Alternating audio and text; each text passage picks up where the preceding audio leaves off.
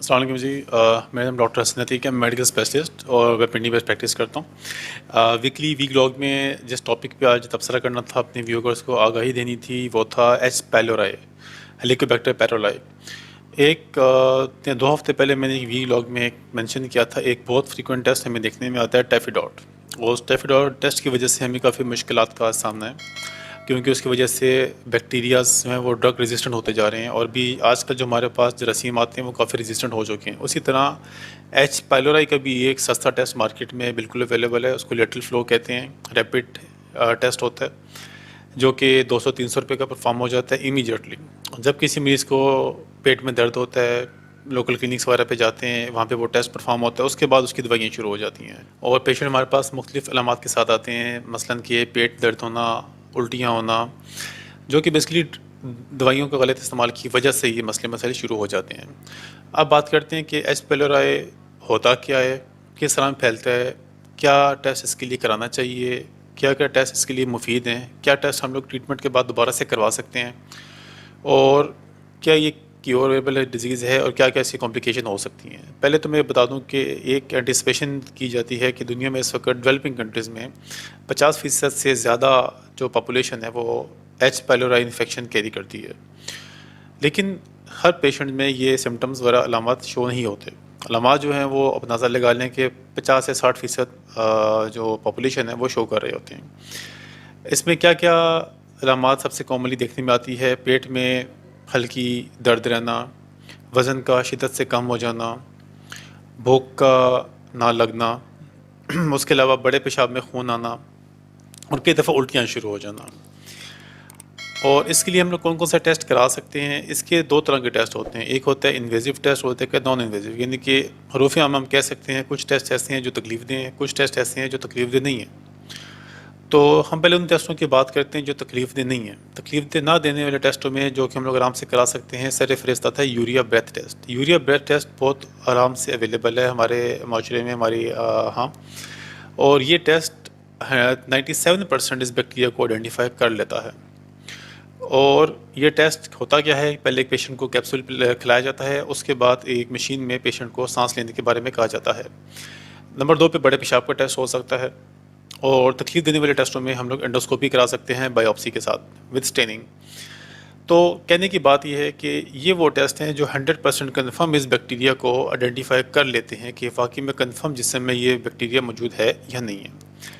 अब वो टेस्ट जो बहुत फ्रीक्वेंट अवेलेबल है लोकल क्लिनिक्स वगैरह पे, रैपिड टेस्टिंग, वो टेस्ट ये कब कोई नहीं बताता कि जिसम में इस वक्त बैक्टीरिया मौजूद है या नहीं है। वो पुराने इन्फेक्शंस को भी पॉजिटिव ही शो करेगा।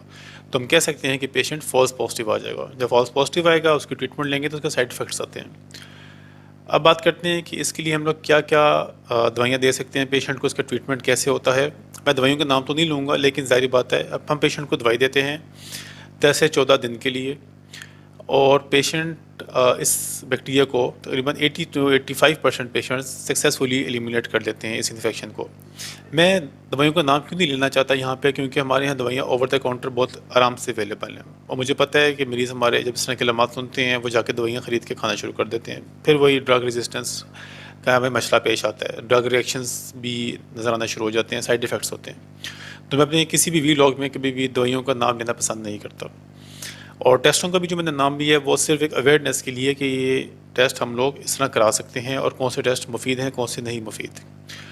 अब बात करते हैं कि क्या क्या कॉम्प्लिकेशंस मज़ीद हो सकती हैं एच पाइलोराई अगर इन्फेक्शन प्रॉपर्ली एरेडिकेट जिस्म से ना किया जाए तो। एक तो ये, जब पेशेंट की जिस्म की दर्द बढ़ती रहती है तो ज़ाहिर बात है अल्सर पैदा होता है उससे। अल्सर जब पैदा होता है तो दर्द उससे मज़ीद बढ़ती है, और उसकी वजह से क्या मसले पेश आते हैं? अल्सर से खून निकलना शुरू हो जाता है, बड़ा पेशाब काले रंग का आता है, खून की शिद्दत कमी वाक़या होती है, और फिर खून की कमी के मसाइल दरकार मरीज़ों को होना शुरू हो जाते हैं, मसलन सांस का चढ़ना, दिल की धड़कन तेज़ होना।